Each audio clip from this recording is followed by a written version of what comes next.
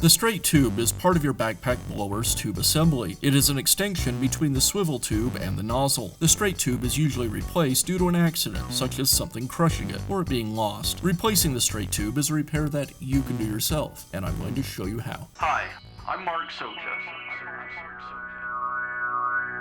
Do-it-yourself repairs like these are easier than you might think.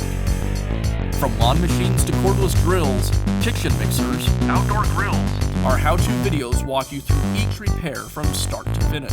So doing it yourself means never having to do it alone. Let's get started. I'll begin by removing the nozzle from the straight pipe.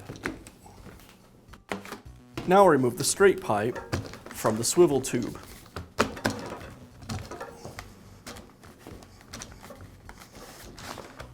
Now I can install the new straight pipe. I'll line the straight pipe with the swivel tube, slide it into place, and then rotate it to secure it. Now I can reinstall the nozzle. I'll line the nozzle with the straight pipe and secure it in place.